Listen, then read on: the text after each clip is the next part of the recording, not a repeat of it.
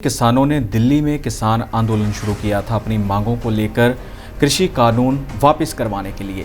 इसी के चलते अब भी किसान पूरी तरह से जोश खरोश में दिखाई दे रहे हैं। मोहाली व चंडीगढ़ के बॉर्डर के ऊपर किसानों को रोका गया तो किसानों ने वहीं पर अपना धरना शुरू कर दिया है। किसान चाहते हैं कि हमारी फसलें तभी उनकी पैदावार होगी तब जब तक हमें बिजली की पूरी तरह से सप्लाई नहीं दी जाती।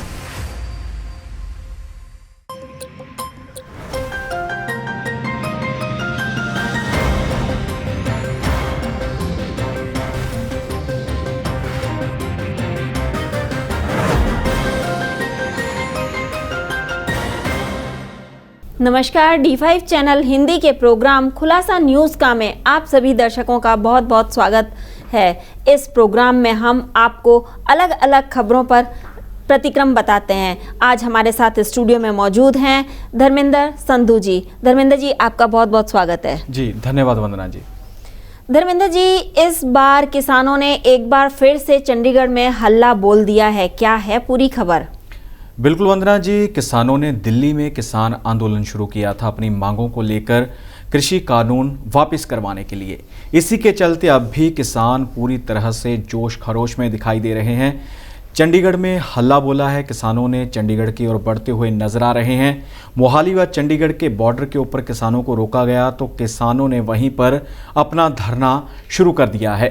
मांगे उनकी काफ़ी हैं, मांगे एमएसपी को लेकर भी हैं और साथ ही बिजली की सप्लाई जो पंजाब में नहीं आ रही। किसान चाहते हैं कि हमारी फसलें तभी उनकी पैदावार होगी तब जब तक हमें बिजली की पूरी तरह से सप्लाई नहीं दी जाती, तो उसको लेकर भी उन्होंने धरना लगाया है। और साथ ही अन्य मांगे हैं। एक मांग यह है कि एक निर्धारित की गई है तारीख पंजाब सरकार की ओर से कि धान की जो लगवाई है उस तारीख से शुरू होगी, लेकिन किसान कहते हैं कि हम उससे पहले धान की लगाई करेंगे। तो इसी के चलते काफ़ी सारी मांगे हैं किसानों की जो लंबित हैं, जिसको लेकर उन्होंने धरना प्रदर्शन चंडीगढ़ में शुरू कर दिया है। पंजाब सरकार ने जब किसान मोहाली में इकट्ठा होने शुरू हुए थे तो कहा था कि हम आपसे मुलाकात के लिए तैयार हैं, लेकिन पंजाब सरकार कहती थी कि हमारे अधिकारियों के साथ मुलाकात करें। तो किसान अब इस मांग के ऊपर अड़ चुके हैं कि वो मुख्यमंत्री भगवंत सिंह मान के साथ मीटिंग करेंगे, बात करेंगे।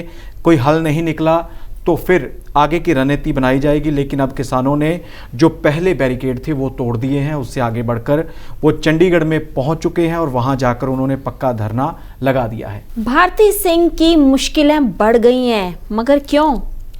बिल्कुल वंदना जी, भारती सिंह ने सिखों को लेकर, दाढ़ी को लेकर विवादित टिप्पणी की थी। इसी के चलते किसान संगठन है वो काफ़ी गुस्से में नजर आ रहे हैं और लगातार उसके ऊपर कार्रवाई की मांग कर रहे हैं। हालांकि भारती सिंह इस मामले में माफ़ी भी मांग चुकी है सोशल मीडिया पर आकर, लेकिन किसान चाहते हैं कि उसे गिरफ्तार किया जाए। तो इसी के चलते जालंधर के आदमपुर में भारती सिंह के ऊपर मामला दर्ज कर लिया गया है, उसके ऊपर केस दर्ज हो चुका है। अब देखना होगा कि पुलिस कब भारती सिंह को गिरफ्तार करती है।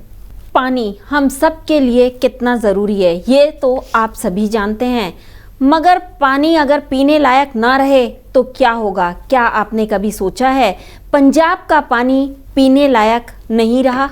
बिल्कुल वंदना जी, जो ज़मीन के नीचे का पानी था पंजाब का वो काफ़ी गहरा जा चुका है और दूषित भी हो चुका है।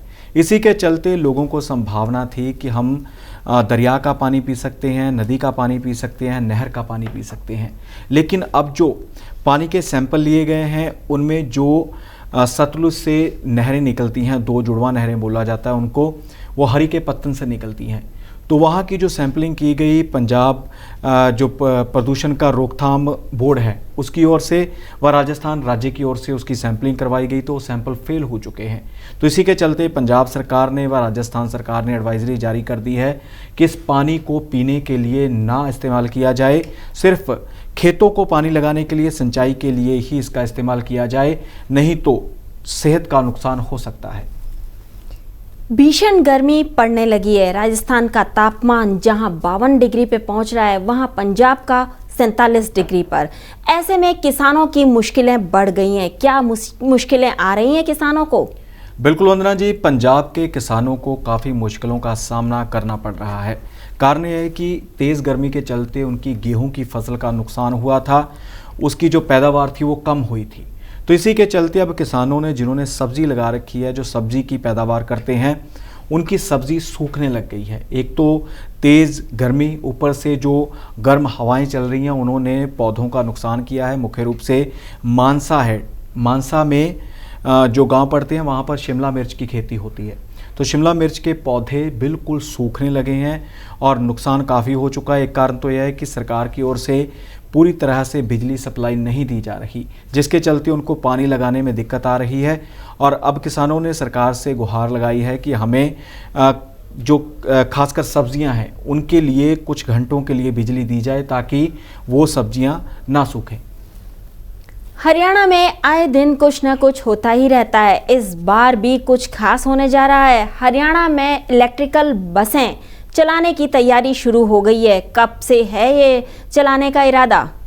बिल्कुल वंदना जी, हरियाणा सरकार प्रदूषण कम करना चाहती है। इसी के चलते 10 जिलों में 800 के करीब जो बसें हैं, इलेक्ट्रिक बसें, उनको चलाने का प्रावधान है। योजना पास हो चुकी है, बसें आ चुकी हैं, जिसमें से 200 बसें एसी होंगी, 600 बसें नॉन एसी होंगी। और जो नॉन एसी बसें हैं उनका किराया होगा सामान्य, जिसे हम लोग किसी सरकारी बस में जाते हो तो जितनी टिकट वहाँ लगती है तो 600 बसों में उतनी टिकट लगेगी। लेकिन जो लोग एसी बस में सफ़र करेंगे उनको 1.5 गुना तक ज़्यादा खर्च उठाना पड़ सकता है। टिकट के दाम है जो 1.5 गुना ज़्यादा देने पड़ सकते हैं। और इसी के चलते जो बस है इलेक्ट्रिक, वो 50 से ऊपर सवारियां लेकर जाएगी और एक बार बैटरी चार्ज करने के बाद वो बस 200 किलोमीटर तक चल सकेगी। फिलहाल नगर निगम इनका संचालन कर सकता है और लोकल एरियाज़ में हरियाणा में चलाई जाएंगी ये 800 बसें। भीषण गर्मी के कारण लोग कई तरह के उपाय अपनाते हैं अपने आप को गर्मी से बचाने के लिए। कब बदलेगा मौसम का मिजाज? वंदना जी, मॉनसून की जो वेट है, इंतज़ार है, सभी कर रहे हैं। इसी के चलते अंडमान द्वीप पर 6 दिन पहले ही मॉनसून ने दस्तक दे दी है। वहाँ पर पूरी तरह से जल थल की जो हैं स्थितियाँ हो चुकी हैं। इसी के चलते दक्षिण राज्य हैं वहाँ पर लगातार बारिश हो रही है और कहा गया है कि यहाँ पर आने वाले दिनों में भी 4-5 दिन लगातार बारिश होगी, जिससे जो बाढ़ के हालात पैदा हो चुके हैं और उसका असर जो उत्तरी राज्य हैं उनके ऊपर भी पड़ेगा। थोड़ी गर्मी से लोगों को राहत मिल सकती है। और जिस प्रकार से 6 दिन पहले ही अंडमान द्वीप पर मानसून पहुंच चुका है, तो उम्मीद जताई जा रही है कि उत्तर भारत में भी जल्द ही जो मानसून है वो दस्तक दे सकता है। विभिन्न खबरों पे अपना प्रतिक्रम देने के लिए धर्मेंद्र जी आपका बहुत बहुत धन्यवाद। जी धन्यवाद वंदना जी। कल फिर से ताज़ा तरीन खबरें लेकर मैं वंदना और धर्मेंद्र जी आपके सामने हाजिर होंगे प्रोग्राम खुलासा न्यूज़ का में। तब तक के लिए नमस्कार।